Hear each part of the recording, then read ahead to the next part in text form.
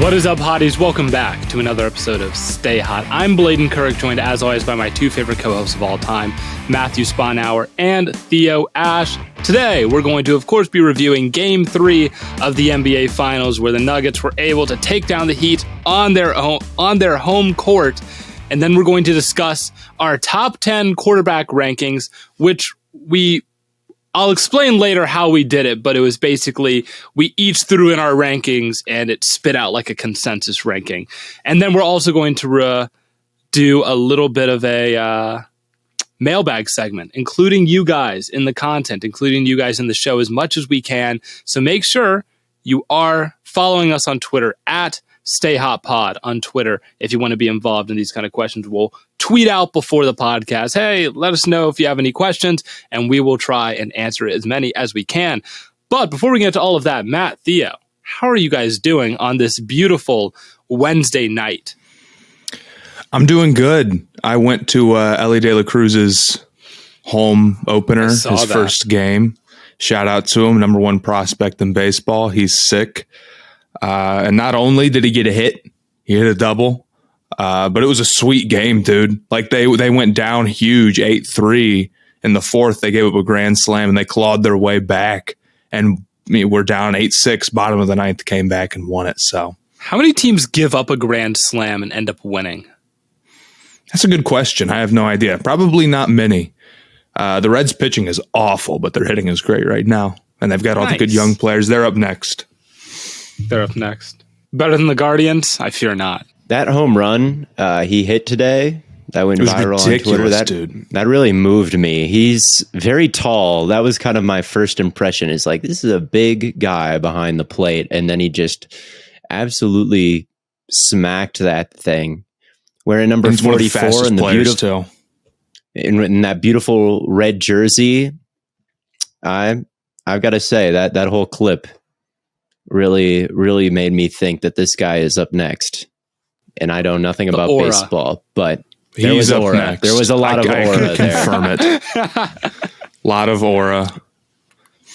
Cincinnati guy.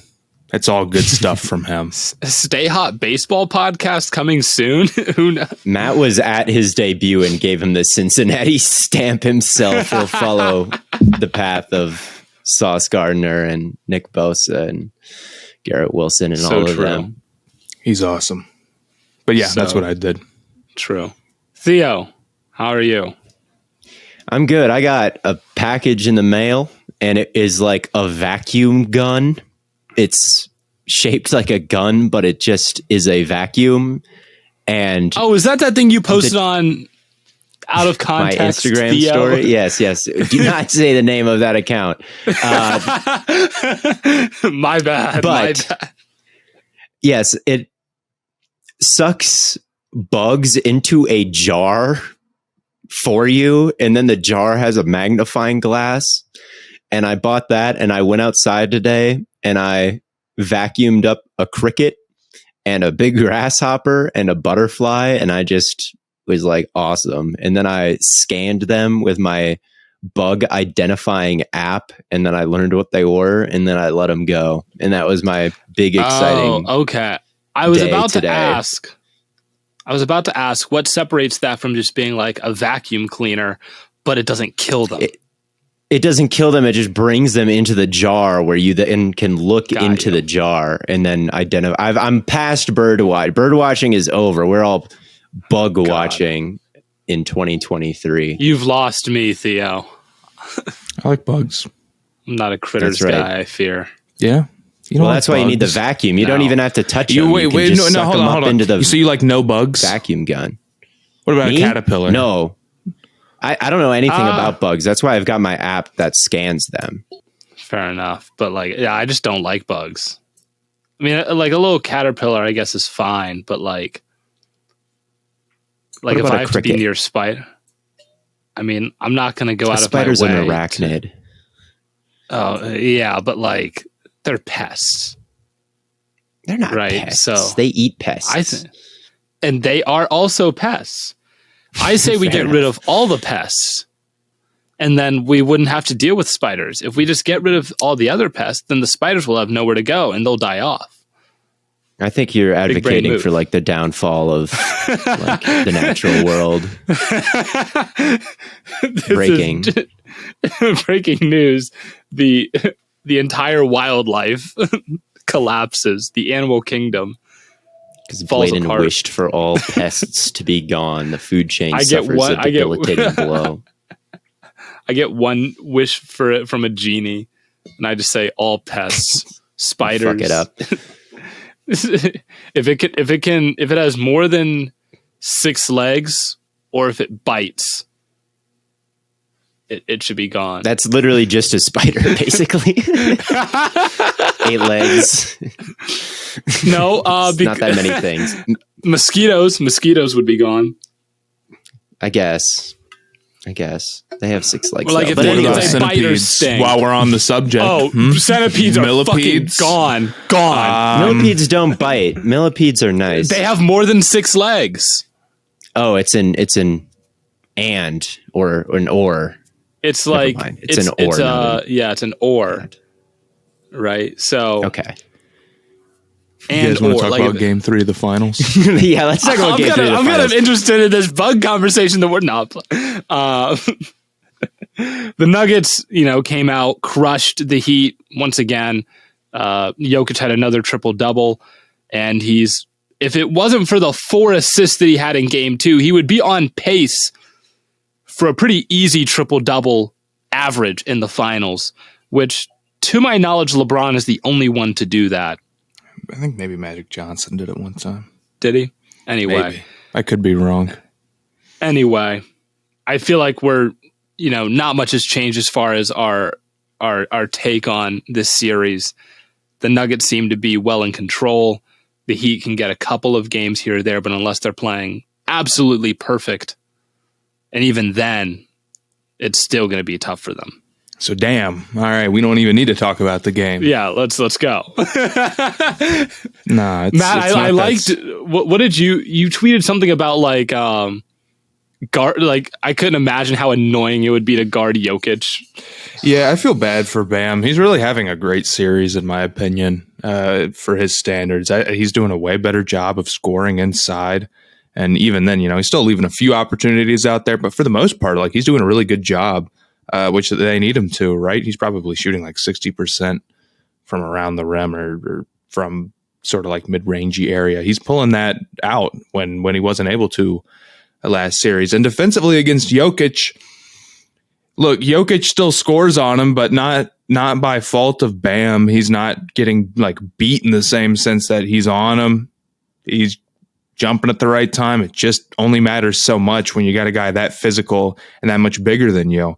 And ultimately, I think that's the Heat's downfall is that they have one playable player who's like taller than 6'8", and that's just not going to work against a team this big.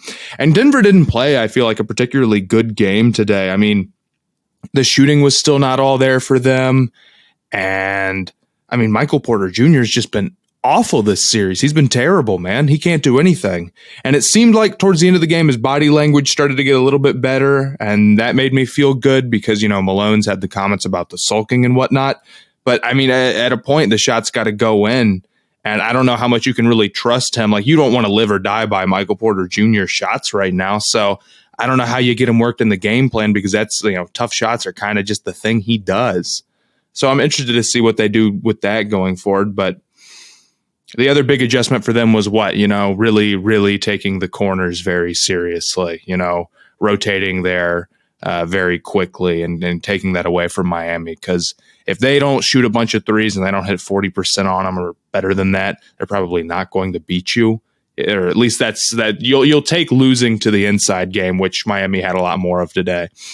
But they really wanted to limit that, and they did a good job of it. So. Do you think that was the big change in the second half? Because it was like a really close first. It was what one possession separating them going into halftime. I don't think that was it. I thought they were doing that the entire game. Okay. I just think Jokic really took over, man. There's just not much. There's just nothing you can do. I mean, there's no. I've been thinking. I think maybe the Bucks could give him a run for his money. Not to say that they like, oh, they should be here and it's so unfair Miami's here. It's like, no, that's not what I mean. But yeah, just defensively they match up better.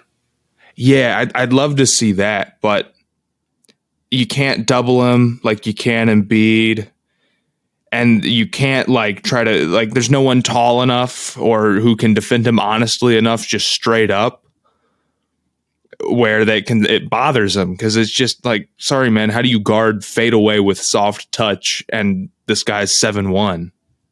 You don't. So I wonder how Jokic would do guarding Jokic. I think poorly. I think like really poorly.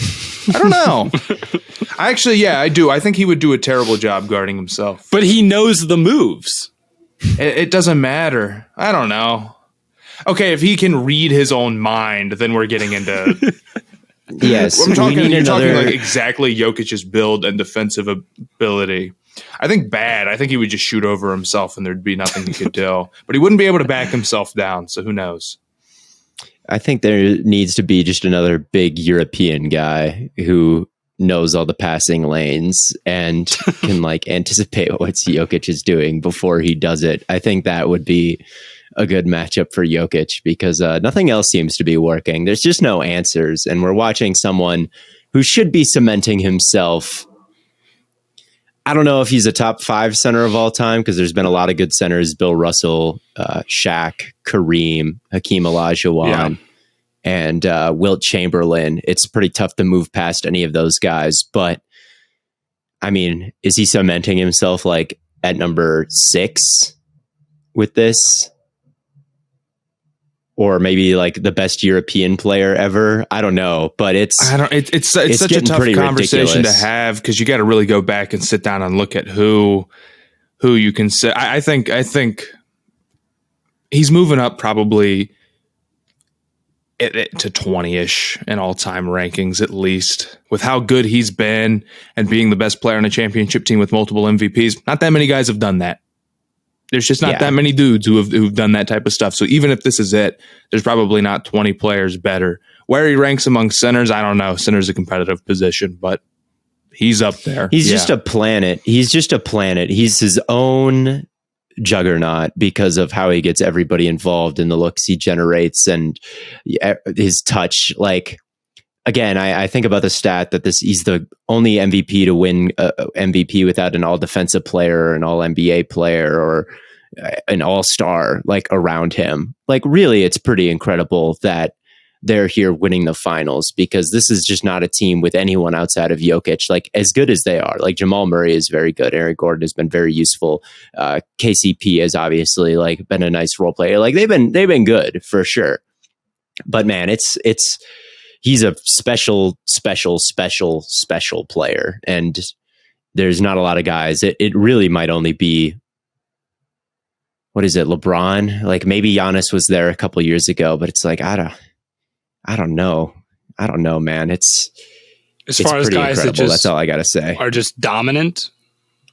Just like pure, unstoppable, unguardable players. I just don't think there's anything that you can throw at him that's a right answer. And the fact that he is bringing this particular team.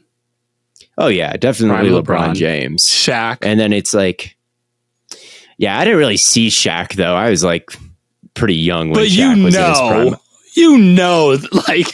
Oh yeah, I know MJ was there. I'm just talking like of players I've seen. It's like LeBron and Steph, and then it's like it might be Jokic after those guys. Man, I don't really think you can overrate what he does offensively. And if he gets a ring, like it's pretty much set in stone that he's that fucking guy like forever and ever. And it should already be, but man, that's my Jokic dick riding. That's all I gotta say. Yeah. It's fair enough. Matt, do you have anything else to add? Or do you think Theo did it justice? I think Theo did it justice. Good. Right. You better say that.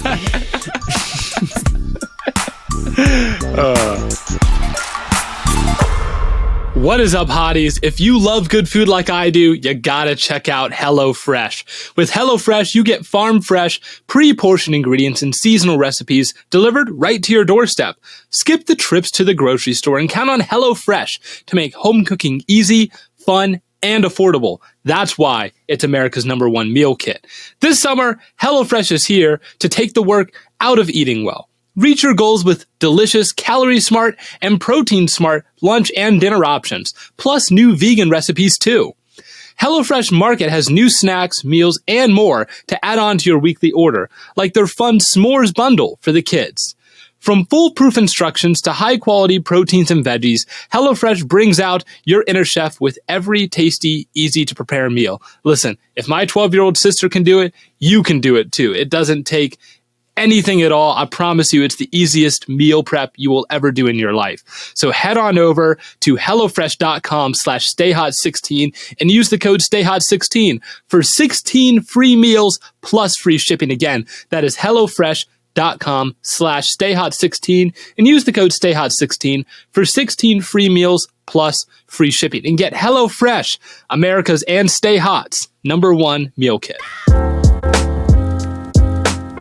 I think we can go ahead and move on to the start of a new series that we're doing where we're going to be giving our position rankings for every position in the NFL, starting with quarterback. And the way we did this was each of us gave our producer our quarterback rankings, and then he was able to compile a consensus based on like a ranked choice voting format. And the list that we have in front of us is that finalized list of our consensus quarterback rankings.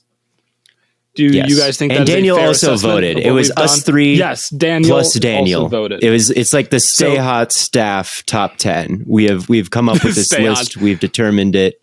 Yes. And we're about to reveal it. So number 10, we have Geno Smith. Are we all okay with that? I think I had Matt Stafford at 10. Not That's Geno. who I debated Stafford. He stunk last year. Yeah, but he had the elbow injury. I'm not mad at Geno instead of Matthew Stafford. I don't care. He did stink last year. It was not good. But yeah, I think that he was so good in 2021 and then had the injury that I'm hoping he still kind of sneaks in at 10 going forward. But I'm not mad at Geno at all. Like, yeah, I had your exact thought process, Theo, but then I was just like, but what if he just isn't the same? Because he is getting up there a little bit in age and the team is not exactly that good around him. Like outside of Kupp, who do they have really on offense? I think Stafford could be top 10 this year, but I think the numbers probably won't show it because that offense will be bad. So you're not crazy for arguing it, but it's a battle you probably won't end up winning, if that makes sense. Yeah, the odds that Stafford, I guess, comes back with, who knows where his elbow is at. They're saying it's like, okay, but is it really okay? Because they said it was kind of okay last year, and it totally was not. He ended up missing a good portion of the season because of it. And like, is he going to come in and start tearing it up from empty like he was doing in that Super Bowl year? Like, absolutely not. The offensive line is way worse. The receiving core is way worse. But the fact that he was able to do that in 2021 and lead this crazy offense, like the best in the league, and doing it from like very legitimately, I think, like getting in shotgun, there was not a lot of bullshit in that offense, getting it out fast to his, primary reads, but not only that, being able to access those backside digs. And then there was like the no look pass in the Super Bowl that was just unreal and one of the best passes ever. Like he was just on, I think he was on that really elite, like higher than Geno this year run during the Super Bowl. And I think like if you were to switch the playoff, if you were to put him on the Seahawks and Geno on the Rams, I think there'd be no debate that like people would be more excited about Stafford. And it's close because Geno's also really good, but that's just why I chose Stafford. But he's unproven. He's older. He's coming off an elbow injury, and the team stinks around him. So will he ever get back to that point? Yeah. Geno will probably outpace him in terms of stats next year. And Geno was really good last year, like really good. So I'm not even mad at it. But that was my thought. That playoff run by Stafford was crazy. like he was light. Like the Bucks game, he was great, and of course in the Super Bowl he was great. He just had some gnarly the money throw to cup. But let's talk about Geno. Yeah, I mean Geno was excellent last year, one of the most accurate passers in the league, coming from kind of being a career backup. So it might seem a little premature to say, oh, well, is he really in that top 10 range? But I think when you play that well, you kind of have to be in that. The Saints game where he made like 4 throws that were just perfectly in between the safeties. I mean, they were just teardrop passes. They were perfect. Yeah, there's just nothing fraudulent about it. I mean, he's on a good team. He's on a good offense. He has a lot going for him. But the idea that he just got like in a lucky situation and put up numbers as a game manager, you just can't really think that if you sat down and you watched him. You sat down and you saw some of the throws that he was making consistently. Sorry, man, it's just not the case. The numbers are legit. Everything's serious about him. I mean, how can you not think about that crossbody throw that he had probably, week 1 or whatever? You know, the one I'm talking about. I mean, I don't know if any other quarterback threw a pass like that last year at all.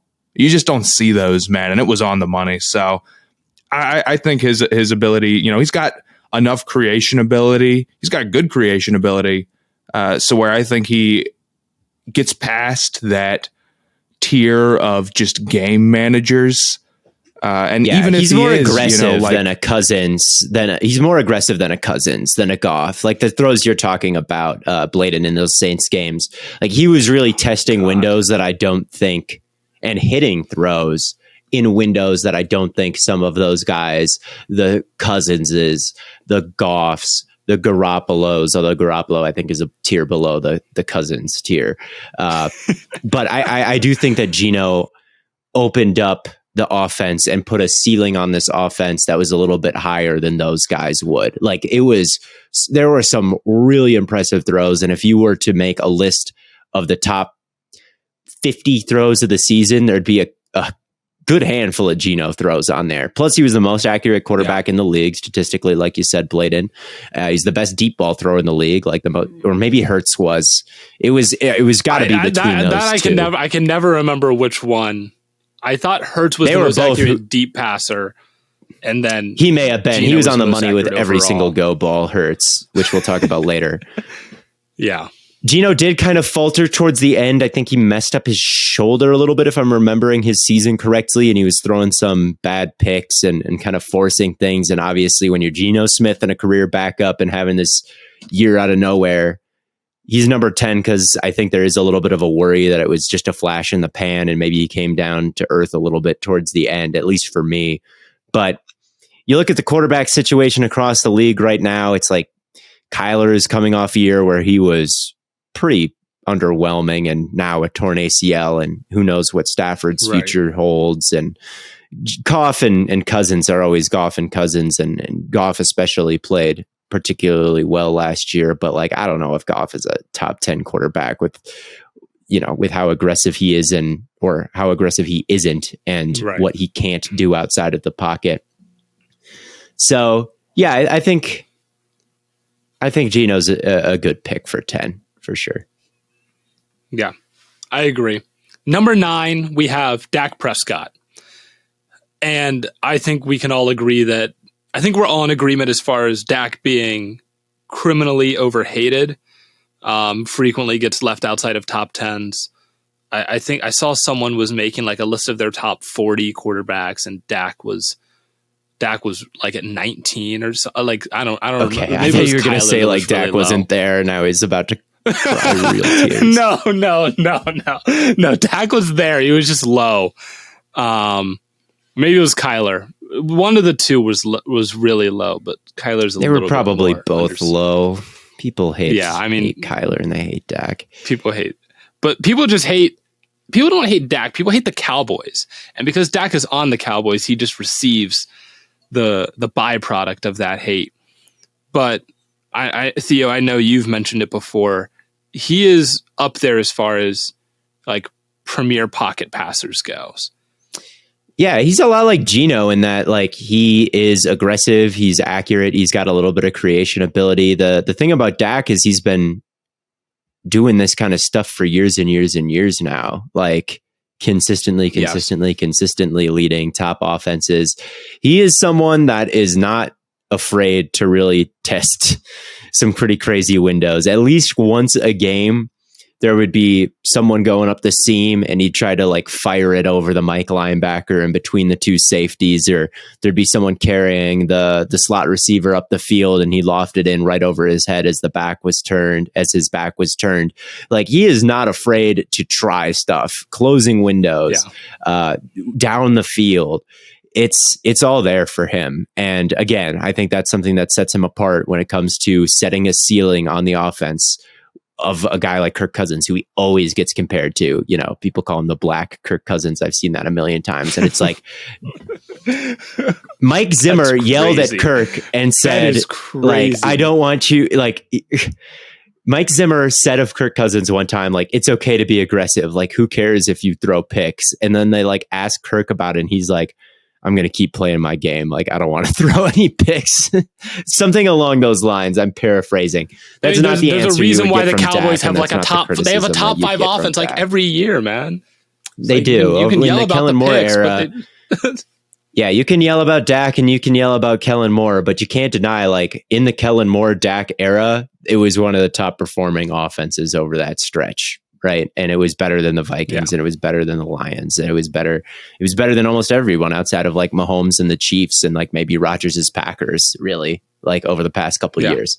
So, yeah, I think that Dak, yes, the decision making was questionable this year. I'm not totally sure why that was. It's out of character. It's not like he is a necessarily like very pick prone quarterback. I mean, in 2020, I guess he only played 5 games there. He only threw, I don't know. Yeah, you look back and it's not like his interception rate is like crazy high, 1.7, 1.8, 1.8, 1.5, and then 3.8 this year. So it's like, and a lot of those were bad luck, receivers running the wrong routes, bouncing off guys' hands. So yeah, I think 9, I think 9 is like kind of his floor for me, to be completely honest. But I'm not necessarily mad at that because the guys ahead of him are all pretty good. I don't know. I agree with you, Theo. 9 seems about the floor, but I don't know if I could put him much higher, just because we're getting to the point where like some of these guys are really starting to establish themselves as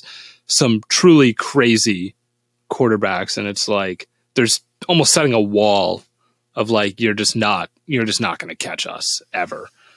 But next up, number 8 would be Aaron Rodgers. And this one almost feels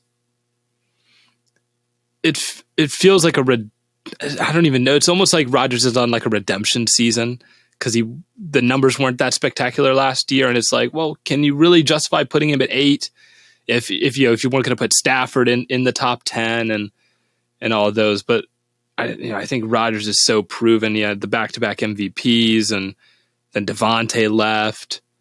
And now he's, in a situation where he seems to want to be there. He's going to have Garrett Wilson. I think he could really flourish this year.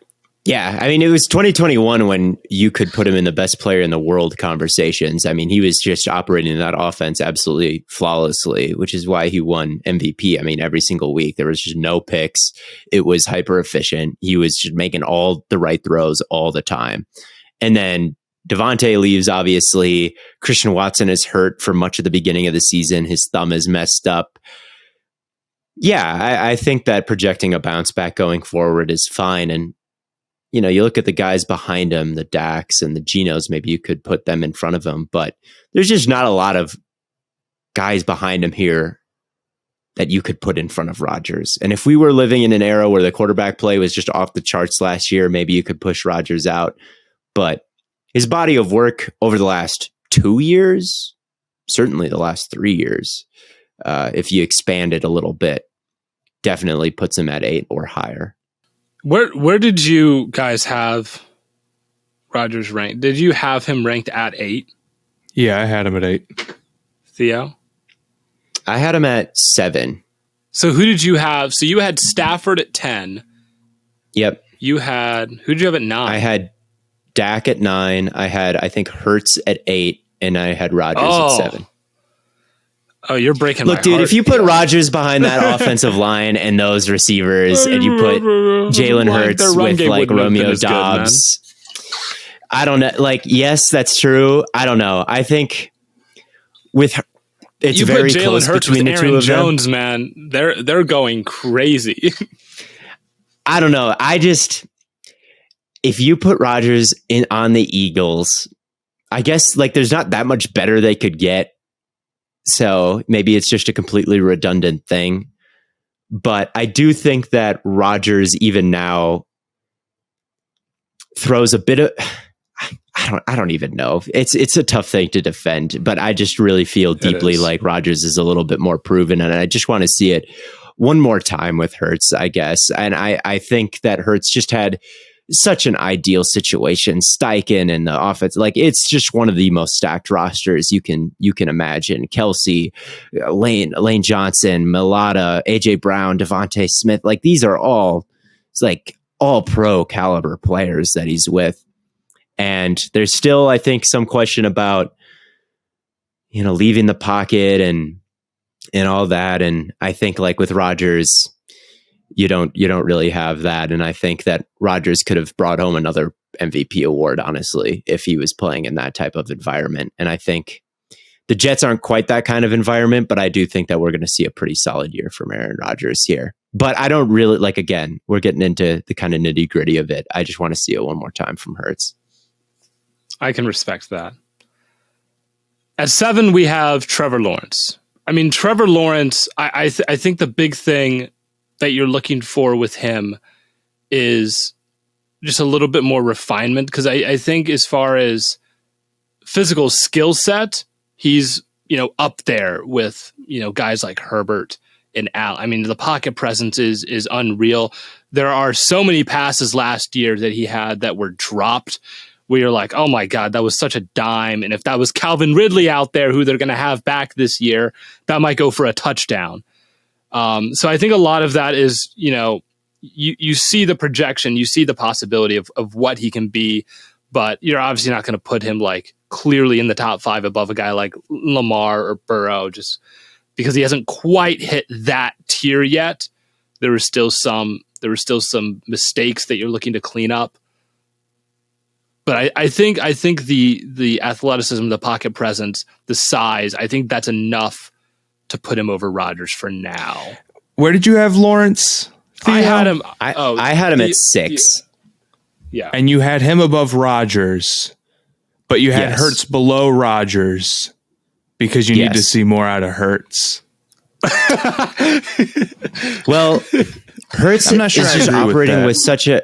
I mean, most people probably wouldn't. I just think Hurts is operating second MVP behind the guy who is obviously won. I don't know if there's much more I can expect than that. I kind of get it. I think both Lawrence and Rodgers would kill it on that team, but I think it's undeniable that Hurts also adds like another asset, another aspect to that offense that a lot of other quarterbacks wouldn't, not even Lawrence, and he's a pretty decent runner. I think Lawrence could do. I mean, they run the option with Lawrence, and maybe not quite as much as Hurts. No, he's not Jalen Hurts as a runner. Jalen Hurts is not good as a runner. No, he is not Jalen Hurts as a runner. Yeah, he is. Oh my God. The thing that makes Jalen Hurts such a good runner is that he's such a good power runner. You can't. Let's see those quarterback sneaks with Lawrence. You aren't going to be able to find Lawrence him was at the bottom 6'6". of the pile, man. He's just reaching over. Oh, two guys pushing him from behind. Let's see. Lawrence is probably going to be like a great QB sneak guy. He's gigantic. I'm not even talking about the QB Lawrence sneaks. is bordering. I would on never run QB power with. I don't know if I would. I would run QB power. They do run it with Lawrence. Oh, he'll just slide. Man. You can't hit him. Does he squat? It's QB power. You don't slide. What do you mean, power, man? Yes, you do. If you're a quarterback, unless you're Josh Allen and you're like hurdling guys and stiff arming people, does Jalen Hurts really? break tackles like that at the end. I don't know. I know you remember, was it Ohio State that Trevor Lawrence had that like 50-yard run back at Clemson in like the championship game, or was that versus someone Clemson, like I remember Alabama him or something? blowing it in 2020. I remember Dabo Swinney talking. Trevor Lawrence had under 300 rushing yards. Jalen Hurts had like 800. I think numbers that if are not really lying here, man. Oh my God, dude! This is like the LeBron people who will be like, he could put up 50 a game if he wanted to. Well, you could just run that kind of offense with him. Like you probably wouldn't because of the injury risk. Right. You wouldn't because he does not have the build to do swift. it. He is listed at 213. No, you would not run him like Jalen Hurts. Yikes. He is a good runner. Jalen Hurts bench press out there. This guy. Yeah, Jalen Hurts is built like he is a pretty sturdy, stocky boy. But I don't know. Trevor Lawrence is just like the best at something, and that is like the way he maneuvers in the pocket is actually crazy. Like the offensive line is not nearly as good as he makes them look, I think, when you look at the sack numbers and when you look at the pressure numbers. Like he is just like you could put him behind any offensive line and I think the sack numbers would like have. And he's very aggressive. I think he's got a bit of a stronger arm than Hurts, but the accuracy isn't quite there. And I think I think he kind of carried Jacksonville. Like if you would have looked at that roster before the season, like we were all doing, and you're like, oh, Christian Kirk, that's a big overpay. Evan Ingram, who are these guys? And he allowed them to have career years. Like Evan Ingram hit his potential, and Christian Kirk like hit his full potential. And then Marvin Jones and Zay Jones are probably hitting their potential at this point in their career, and they're dropping all of his best passes. So it's like, I don't know, man. I think that it's tough, but I think like I just would prefer him over Hurts on like a normal team. And that's I still have Hurts in my top 10, and Hurts was like really good, and he got better and better, and he had his best performance maybe of the year in the Super Bowl. And like maybe Hurts is just like completely undeniable next year, but like just on like an average ass like or a bad team. And if I had like the first overall pick, I would take Lawrence to like carry me, and I would trust Lawrence to carry me a bit more than I would trust Hurts. And maybe that's totally unfair and biased, but I get it. I mean, we're going with the separation of like, you know, the difference in they're going to be 7 and 6 on our consensus rankings here. So Hurts is 6. Matt and I ended up rolling with Jalen. I mean, Hurts was second in MVP voting, and it's not like Gardner Minshew came in and operated this offense at a very high level, but Gardner Minshew is also overrated and he sucks, and everyone thinks he's cool because he has the mullet came in and was Florida dog man. Shit. But so Lawrence is at 7, Hurts is at 6. Yes. Yeah, I mean, that's fine. He really was second in MVP voting, so like I can't be too mad. Should have been first. You know, but if I were voting out there, you know,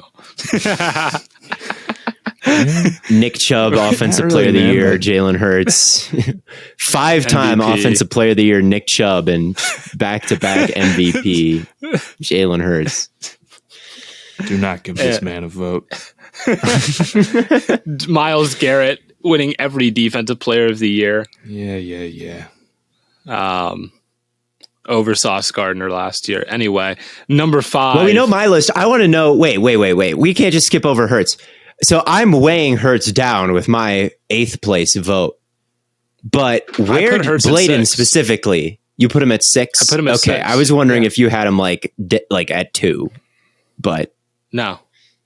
I had him at 6. 6 is a good spot for him. I think he's definitely in that like. So recap where we are then. Okay. Geno was 10. Dak was 9. Aaron Rodgers was 8. Trevor Lawrence was 7. Jalen Hurts is number 6. So we're at 5. Okay. I think I like that. I definitely see your points on Lawrence. There's wisdom of the crowds here, though. Jalen Hurts had a good game in Super Bowl. That's the most important one. I mean, he did have 4 touchdowns. He's going to rank over him for now. He did have 4 touchdowns in the Super Bowl. He did also have the one really bad dropped fumble. The ball. Oh my God. That was the worst play you can all make. I mean, he did just literally drop it for no reason. Possible. And it was victory. Just kidding. Jalen Hurts balled out in the Super Bowl. No doubt about it. He did. He crushed it. They should have won. Anyway. Number 5, we have Lamar Jackson. Did everyone put Lamar at 5? Nope. I put him at 5. Put him at 5. You put him. Ooh. Okay, Matt. Yeah. Interesting. He's nice, man. He is nice with it, and getting. Well, who'd you put him over then? Yeah, everybody, but you know who my top 2 is. Everybody but them. No. Okay. Here's what I want you to imagine. I want you to imagine one of these quarterbacks that you make excuses for, except they actually win a lot, and that's Lamar Jackson. Fair enough. I love Lamar Jackson. It's not Justin Herbert's fault that he didn't win MVP. He has a terrible offensive coordinator, and he had bad receivers. Guess what? Lamar Jackson did it anyway with the same problems. Yeah. Sorry, man. Like he's just that nice, dude. That team with a backup quarterback cannot win a game, like at all. It is they're hilarious. Hopeless without him, man. It really is funny to watch. I mean, and we've seen every single time that he comes into the game, it's like, we've seen. I mean, his rookie year, the team immediately just became great. Immediately, yeah. We see every time he gets hurt and goes out, the team is awful. They can't play at all.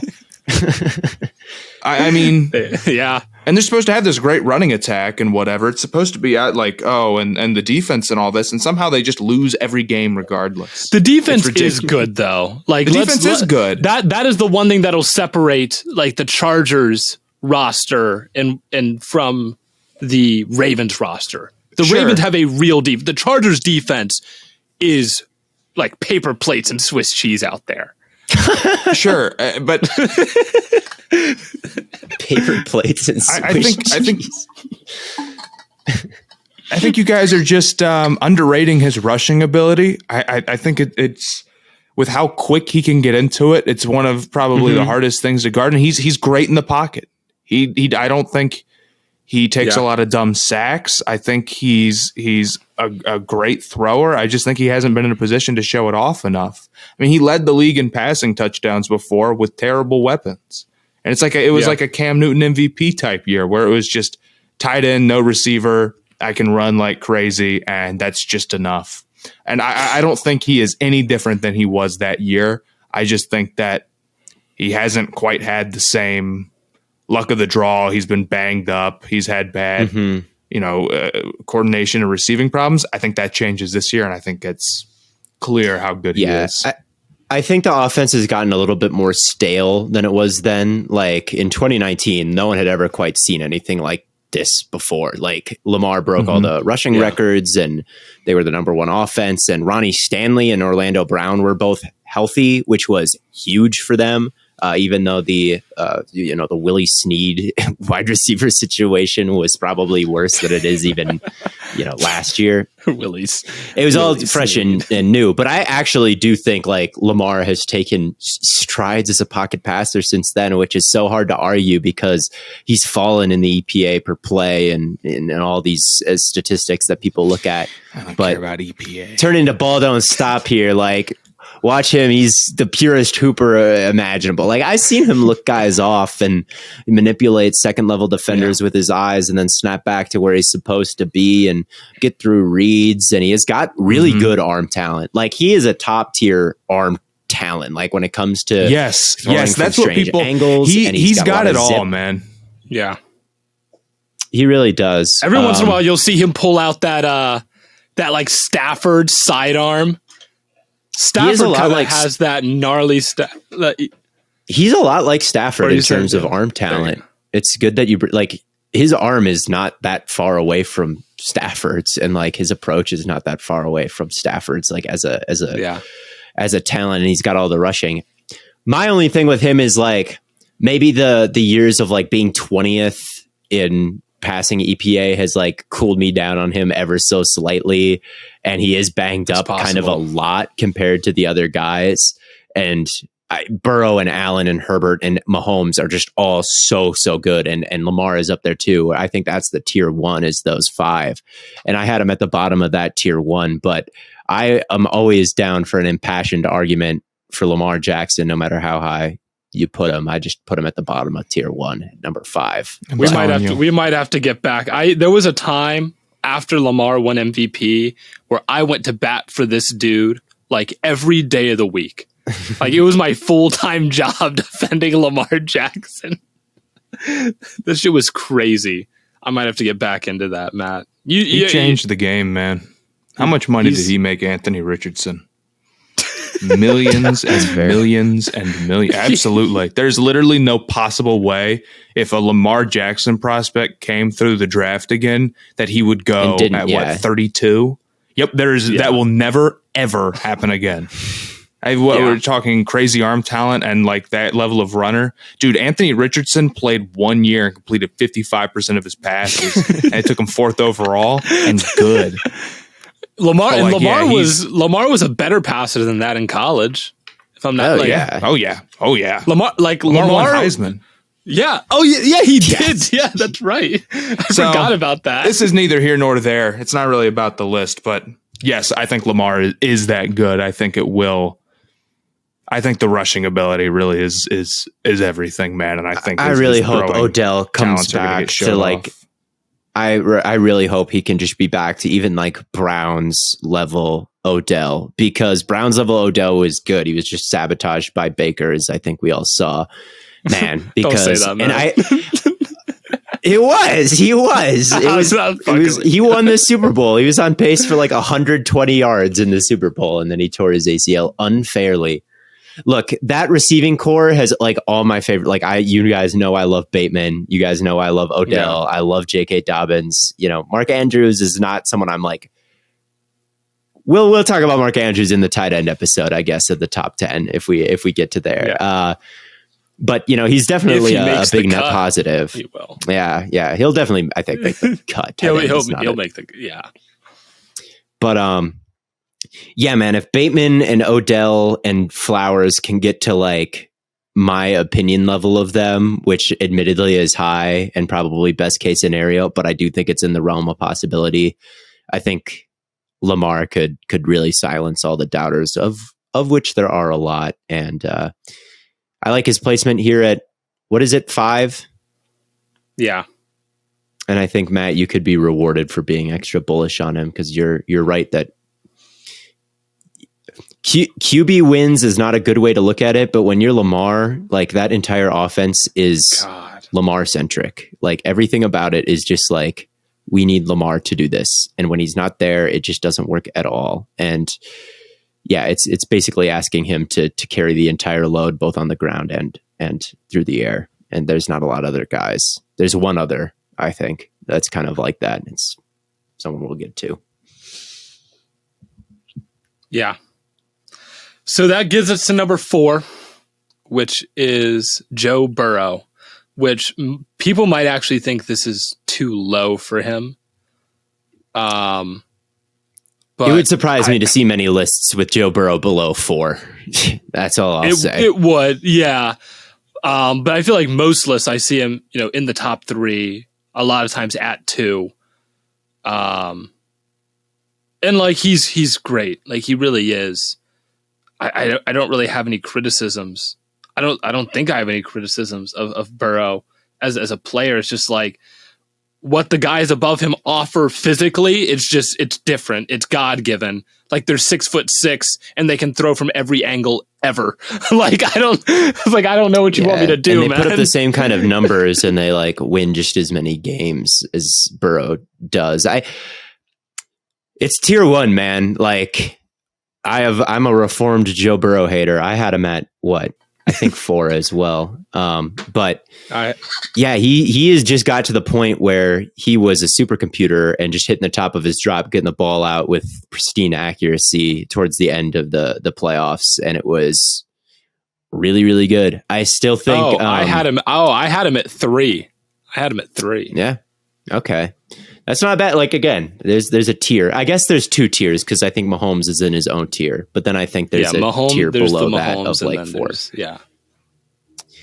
I think with Burrow, I do think that the arm strength stuff, like, it isn't totally elite. He can't make every throw from every angle. There are some haymakers that Josh Allen and Justin Herbert can throw out that aren't quite what Joe Burrow is able to do. And I think over the last 2 years, like, I get that Joe Burrow has been to the Super Bowl, but his regular season performances aren't like and even his playoff performances, like, individually, are not like markedly higher than the people above him. He did run into some issues, maybe holding on to the ball too long for much of this season, and still took a bunch of sacks that maybe some of these other guys wouldn't have taken, plus the arm strength thing. But man, his consistency and his poise and his, leadership ability, and I don't know if leadership ability is one thing that you can say because all these guys have it, but Burrow does seem to have kind of a special personality. I don't know if that's fair, but he is. I mean, Cincinnati they weren't a losing culture, but they definitely were a losing culture. I mean, they were a poverty franchise. Let's call it what it is. They didn't have a playoff win for 30 years, but they were getting to the playoffs for 30 years. And yes, they used the first overall pick on him, but that doesn't mean that they're losers. They are losers, and he brought a certain, I think, confidence and swagger to the team that he's never a winner. Really had that. He's a winner. X factor. He's got Buckeye running through his veins. Right, he's gritty. He's tough. Yeah. I had him at 1. Look, Mahomes is great, but he's just not the quarterback. That joke. It's just you just don't get it. He does have some sort of it factor, though. I will say that, like, if whatever you want to say, like, it factor, ice in his veins, dogging him, like, game on the line, I do think, like, Joe Burrow's pulse stays completely, like, at what it was before the game and after the game. I just think that he's totally unflappable, which a lot of these guys are, but you don't know. Yeah. I have mixed feelings about that, actually. I think Burrow, he's a fine clutch player, but Allen has had his moments. I mean, Mahomes is obviously up there. I'll say this: he hasn't blown any 20-something point leads in the playoffs. I'll give you that. That's true. You're talking about. I'm trying to think of like what moments specifically are you referencing? Maybe my brain is just mush. One that really stands out to me. Herbert clutch moments. Oh yeah, I mean, a lot of these guys are. That's why that's the top 10. But I don't know. I think Burrow. There was one moment versus I think San Francisco, and it was in 2021 that really made me think like, oh man, this guy has it. This guy, like, against a really good team like that. And then I think he put on a really quick game-winning drive towards the end.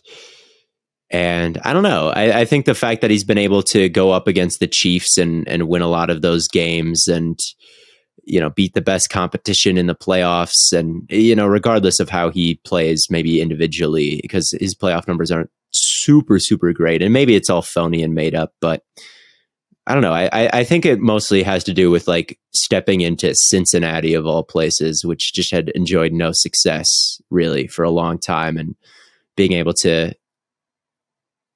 change a culture of he does have a way of winning one score playoff games. I'll give you that. And he has no clutch performances against the Browns though. He's very good. He is very good, and he's at 4. Who's at 3?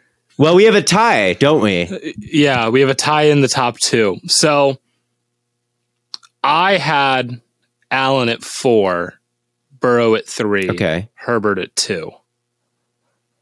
Okay. I had Allen at 2, Herbert at 3, Burrow at 4. And Matt, I assume you had the same? Yeah. Okay. So wait, Burrow at 3, you said? No, I had Lamar. Yeah, that's right. He had Lamar. So you went Allen, Lamar, yeah, Burrow, Herbert. I think so. Oh, damn. But when you add all that up, we had a tie between Allen and Burrow for number 2 and number 3. So we got to settle the score now. Allen and Herbert for 2 and 3. Yes, Allen and Herbert. And I think they're very good at different things. Like what I love about Herbert and why I ranked him above Burrow is he is a better pocket passer than Burrow is. Dare I say, like his interception and his turnover-worthy throw, right, is crazy. Like when I was looking at his interception review, so many bounced off helmets, bounced off hands. Gerald Everett moves out of the way. Like a play where I think it was the rookie corner for Tennessee. It was no time left in the half, and he just kind of threw a jump ball up to Mike Williams on this like 5'9" corner, and Mike Williams kind of tripped, and the corner jumped up and batted it back inbounds while he was out of bounds, and it got picked inbounds. And it's like, oh man, what can you do? So it's like not like he puts the ball in harm's way a lot. A lot of his interceptions were fluky, and he didn't throw that many to begin with. And he just doesn't take sacks. Like his sack rate is also incredibly, incredibly low. He doesn't care about pressure. So you've got the talent of Allen in this pocket assassin's mind, you know? And then you've got Allen, who is just 100% hero ball. And he's more aggressive than Herbert. Else, like he'll take shots and he'll make plays that Herbert is scared to make, but it also opens him up to some mistakes. So they're both very similar in terms of athletes, in terms of arm talent, and even really in terms of running. It's just Allen has a little bit more willingness to do it. And I guess it just kind of depends on what you value more between those two styles, because they're kind of like, if you look at their combine testing, like they kind of tested as the same guy, and they're capable of a lot of the same things. They just play very, very, very differently. Yeah, I mean, here's my thing with Herbert. I think you are right to say that he's a better pocket passer. I think he's like the most precise quarterback as far as like, this guy is like a sniper scope on his arm. It's like a heat-seeking missile when it leaves. He just doesn't miss throws ever. And, you know, we can talk about the aggressiveness of Herbert, but I don't know if I can blame him for that. And people will say, well, that even dates back to Oregon.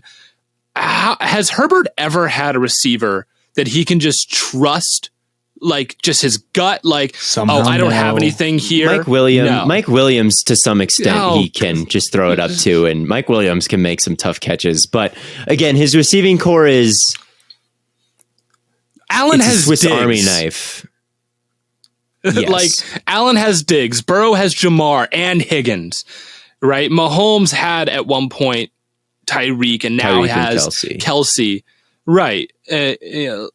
Lamar doesn't really have anyone either, but he at least has Andrews, who, you know, is it's something that's like an elite player at that position. Okay, well, look, I don't disagree with anybody here. Justin Herbert is so wonderful because his team sucks. All right. If this, I mean, he should be number one. Hell, right? Like his team sucks.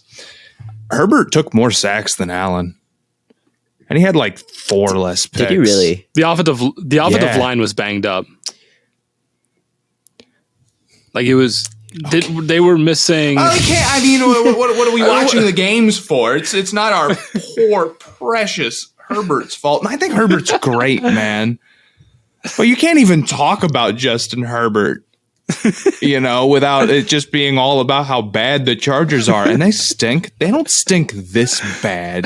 This isn't like the Cardinals or anything. I agree they're not good. I don't think they're this horrible.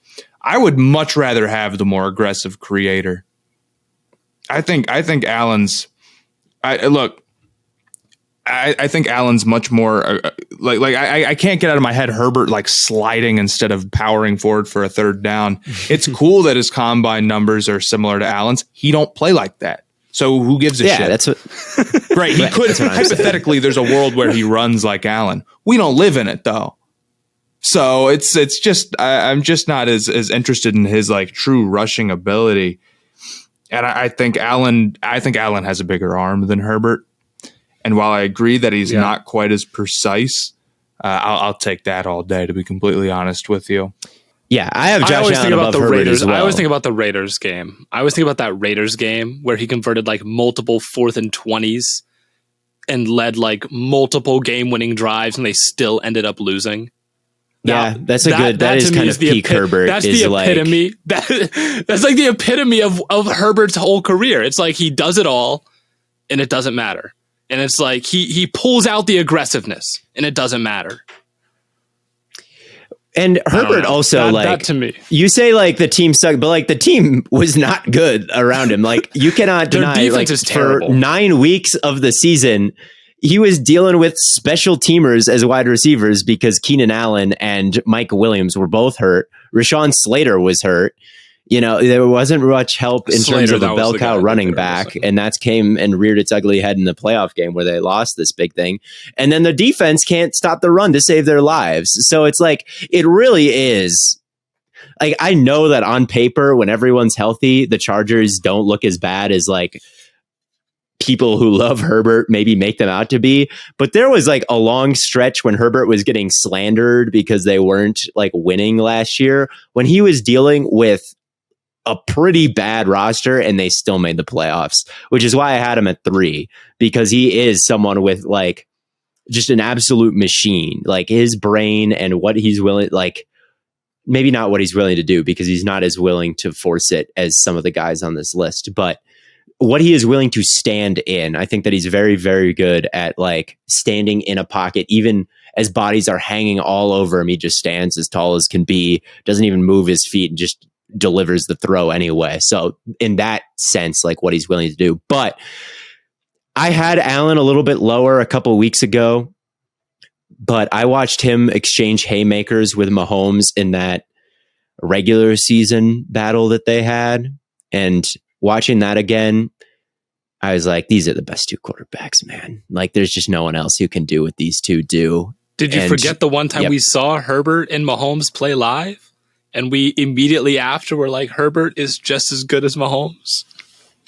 That was when Mahomes was going weirdly through his bad weird stretch of like throwing it into the ground for no reason. Do you guys remember this? I do. Yes, I do remember this. He threw probably the worst pass of his career in that Chargers game. I think it was like 4th down in the red zone, and he had a guy like wide open, and he like threw it at his feet. And this was also the season where Mahomes was throwing bad picks and couldn't beat the too high, and that was a big thing. And then obviously this year he just absolutely torched it. But like I think at the end, Herbert also at that time had like 5,000 yards and 38 touchdowns or something like that.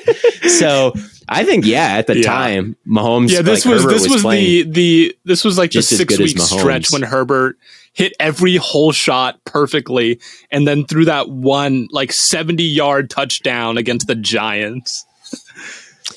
Yes, Justin Herbert, his 2021 season gets so underrated. Like, I think it's important to me that everyone know that at one point Justin Herbert had a 5,400 yard, 40+ total touchdown season in 2021. I think that just flies so under the radar that he put up those numbers with a healthy team around him, and then this year it was down. But Allen puts up those kinds of numbers all the time, and his team stinks outside of Diggs as well. His offense stinks outside of, and it's all like Josh Allen, please save us. At least he has Diggs.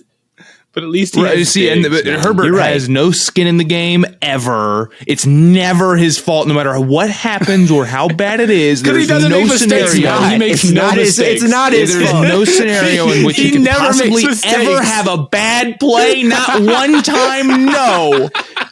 Somehow he got up 27 points with this horrible team and then lost it all. Here's what you got to remember: him getting up the 27, that's Herbert. Him giving up the 28 scorelessly, that's the team. Because they can't run the ball, man. They instead of running the ball, what the Chargers do is they throw 3 yards drag routes. That's the play call, is 3-yard drag route. We will find the culprit of who was throwing these passes, man. If you guys don't even believe when me they're by now, throwing bad passes, it's the Chargers. It's not even Herbert himself. But it's the play call. Awesome. They're not designing like. They're not designing plays for Herbert to create this like big play to extend the lead. They're designing like these short passes that are either incomplete or they go out of bounds, and it keeps the clock short. You're not running any time. You're not running up the score. I don't know if I entirely believe that it's. You're telling me the quarterback who I have seen with my own two eyes slide out of a first down could not possibly be behind some of their non-aggressiveness. That's impossible. He makes zero mistakes ever. And if you disagree, I don't fucking know, man. If you guys don't believe me by now that Matthew Sponhour is just Jerry Seinfeld, this should be all the proof that you need. How is any of that? I don't know. I just feel like you just have his mannerisms. It's funny. Jerry Seinfeld would love Justin Herbert. I don't know though. I think so true. The thing about Herbert is like, it just really is his people want to put it on him because it is frustrating, I would imagine, to like not be a huge Herbert fan and just see like continual excuses. But like, I just don't really think it is his fault. Like his game versus the Jaguars, were there some things he could have done better? He missed a throw in the red zone that he should have hit. That was bad. He was maybe not as aggressive as he should have been. That's true. But like, did he play bad in that game? Like, I don't know if he played bad. He just played like fine. In the range of outcomes of Herbert games, it was like a whatever type of game from him. But is he the one who threw it away? Is he the one who blew the lead? Is he like, I don't know. It just like overall, I think his body of work is pretty special, which I don't think any of us is disagreeing with because none of us has him below 5. But 5 is just really like to see him where the offense stays healthy the whole time and the defense like can stop the run. Like that's all I ask is like a healthy offense and like they figure some things out on defense, because I think then everyone would recognize that he's just this super elite player. Whereas right now it's like there's still that faction who denies it. Not that any of us or even Theo's even being Matt, the voice of reason right now. He's not aggressive enough. I see that. I think that's a valid criticism about Justin Herbert. I do think that's a very valid criticism about Justin Herbert. And I think it's fine. I think we're all in consensus that there's 5 or 4 tier 2 guys behind Mahomes, and that those guys are Lamar, Burrow, Allen, and Herbert. And it's like, as long as you're putting Herbert like among that group of guys and not like at like 11 or something because he blew a lead, then it's okay. But who's number 1? So did we determine? So we have 2 votes for Josh Allen at 2, 1 vote for Herbert at 2. So officially, yeah, but like, fine. I'm outnumbered. Okay. And then we have Mahomie at 1. Yes, Mahomes. I think that's a pretty reasonable list. 1 Mahomes, 2 Allen, 3 Herbert, 4 Burrow, 5 Lamar, 6 Jalen Hurts, 7 Trevor Lawrence, 8 Aaron Rodgers, 9 Dak Prescott, 10 Geno Smith. Yeah, I so think when we post this graphic there's on no reason Instagram, that anyone should be like too mad at that. I think people are gonna, when we post the graphic on Instagram, where's Tua? Where's Daniel Jones? Where's Daniel Jones? Right, Tyler. Yeah, but so let's move on because this has been long. Well, I think it's time we welcome back the Stay Hot Mailbag, brought to you by our good friends over at Oakley. Trust the best in eyewear business with your summer fit this year. Oakley is not only the best looking eyewear on the market, but also the highest quality. So get on over to Oakley.com to snag a pair today. That's Oakley.com. First up from our Twitter, from Hunter on Twitter. Who are some NFL sleeper teams that could be sneaky good? The Titans, baby. I mean, the Colts, baby. The Colts are not. They're Isaiah not Rodgers just got suspended. You got Julius Brents out there, wide cornerback one. What's going on, man? The secondary does scare me a little bit. That's the one thing that I'm like, ugh. The one thing. But there's no other rookie quarterback. Nah, he's going to be great. Or the offensive line that was terrible last year. Yeah, but they brought in a new offensive line coach to help fix that. The offensive line coach. So did the Titans. Who did you say it was? Tony Soprano? Yeah, I said it was Tony Soprano. It's Tony Sperano. I just can't read, you know.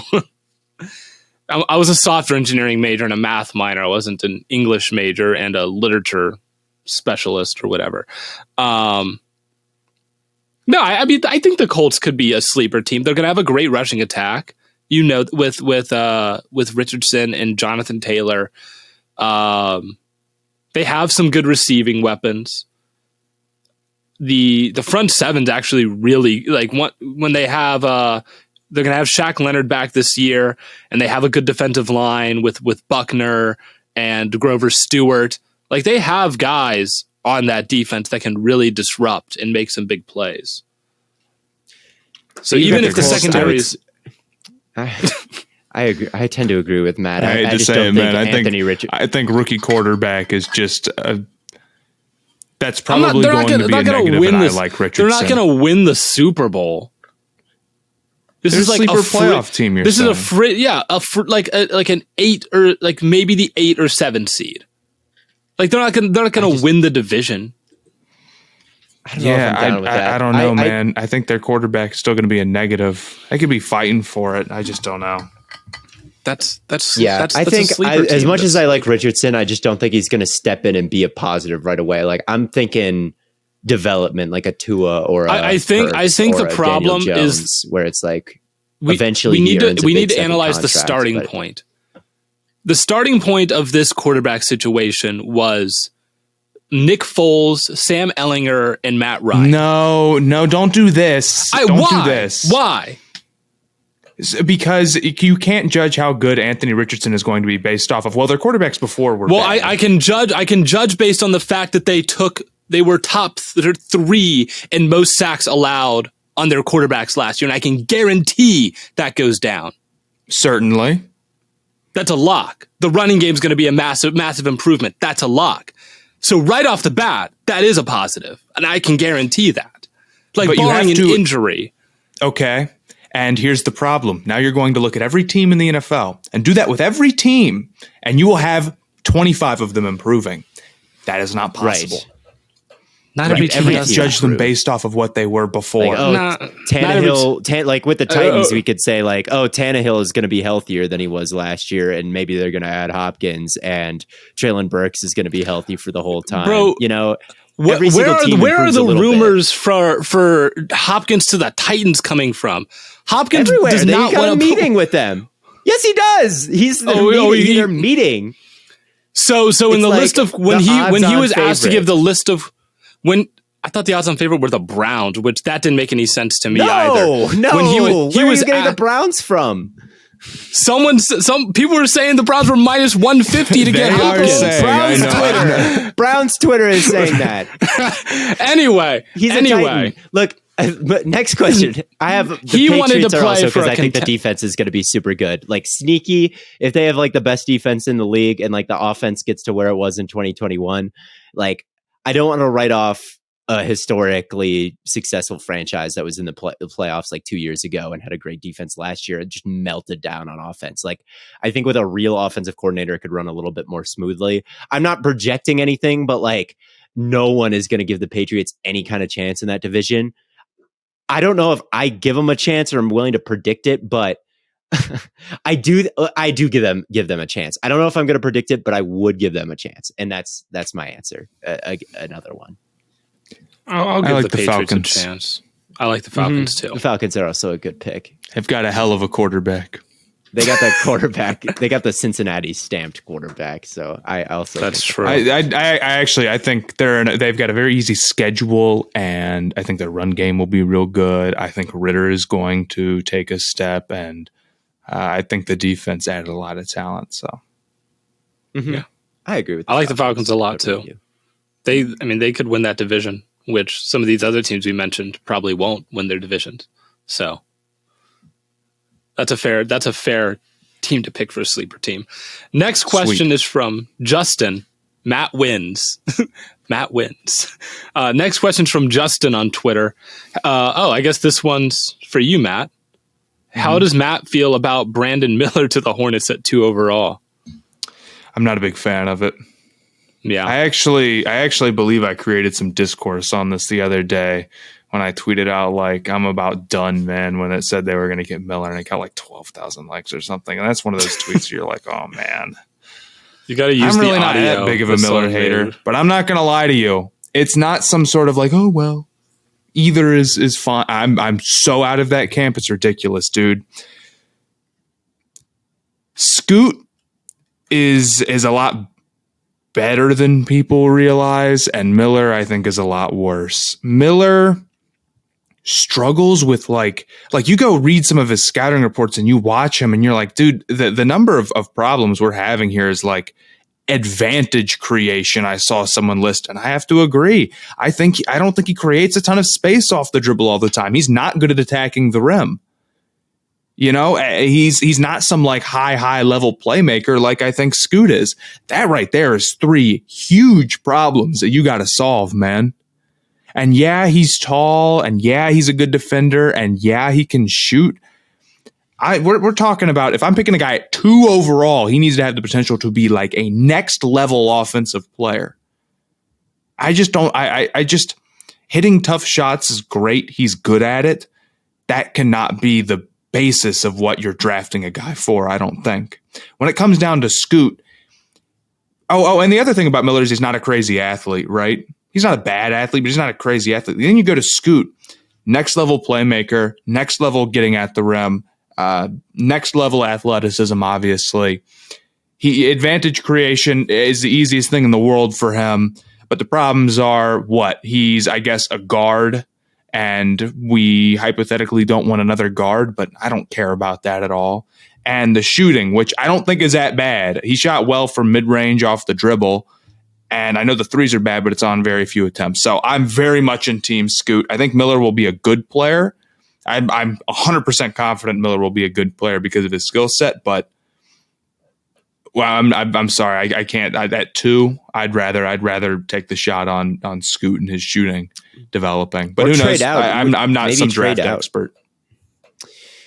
Is ball handling a list of? You don't want to trade out? Not at all. Yeah, I get that. Is one of Miller's weaknesses? Did you say handling, like ball handling, like his dribble? I don't know if I would say that ball handling is a weakness for him. I don't think so. I just think that he sometimes can struggle to create a lot of space. Okay. Well, but I wouldn't call that ball handling. I haven't scouted either of these guys, and I haven't really ever dove into the NBA scouting world. But maybe I'll do it with these two because I don't have too much to say about it. I'm very novice at it, so I'm understanding. I'm just some like guy with an opinion about this. I don't feel like I'm some great expert, but even if you just trust the people scouting it, it's like, dude, it's not like there's some big consensus about people disagree on it. I think people just disagree on what's valuable. And I think what Scoot brings is so much more valuable. And I honestly think, like, you talk about fit next to LaMelo, dude, we can't have another guy who struggles to get to the rim. That's our number one problem now. It's not even the shooting, it's that. Yeah. So I don't want to deal with that again. I know he improved as the year went on a little bit with that, and he could still grow as a player, and there's a whole bunch of stuff. I really do think he's going to be good. I mean, he's 6'9", can defend and shoot. You know, he's going to be good, I guarantee it. But I'd rather swing for the fences at 2. So it's Scoot for me. But that's all I got on that. All right. Is that it? We're pretty long into this. There's one more. There's one more if you guys are up for it. Lightning round. I will give you a one sentence answer. It's you can do that because it's very simple. From Moody on Twitter, where's Chris Paul going? You could do one word. He hasn't even been actually released yet. They lied to us. They, the media. They. I think he'll stay on. I don't know. I have no idea. Lake Show, baby. No, I don't fucking know. Suns. One word answer. He's coming back. Fair enough. Suns. Well, that's all the time we have for today. Thank you all so much for tuning in. It's been an amazing time. We stayed up very late to record this episode for you because we were watching the finals. So please share it with your friends. Comment what you liked or comment what you didn't like. Make sure you subscribe if you're new. And as always, we will catch you on the flippity flop.